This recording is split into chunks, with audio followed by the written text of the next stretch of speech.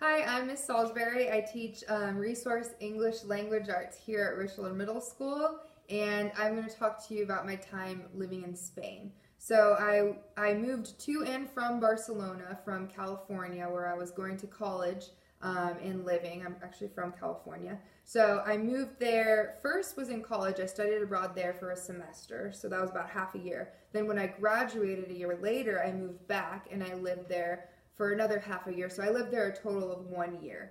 The most difficult part of being an immigrant in Spain was definitely the language barrier. So in Barcelona, they speak Spanish and they speak Catalan. They don't speak English. Most of the locals and people that live there actually refuse to speak English. They're against it. And so it was really hard for me. I learned Spanish. I knew Spanish pretty well, but they sometimes, if they knew you were an American, they would speak Catalan to confuse you and throw you off. It was kind of weird. The other thing that was difficult was presumptions about Americans. A lot of people in Spain, so I was there during the recession in 2008 and 2009, and this is when most of Europe pretty much hated America because they blamed the recession on Americans, and in particular George Bush. So telling people I was an American, a lot of them were having financial issues, and so it brought a lot of emotions. So the presumptions and the stereotypes against Americans was the second hardest barrier when I was there.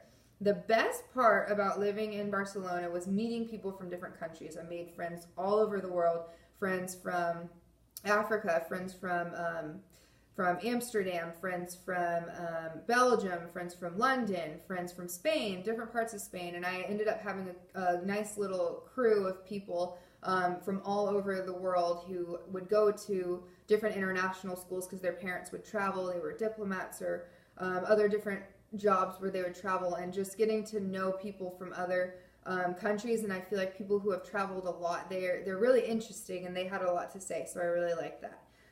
Any advice? Okay, my advice would be to try everything about the culture that you're in that you can. So try different kinds of foods that are native to that culture. Try to learn the language. Go to the different places where they like to hang out. Don't just do touristy things. Do things that the locals, people who live there, like to do, and try to figure out what's fun for them too. And that's it.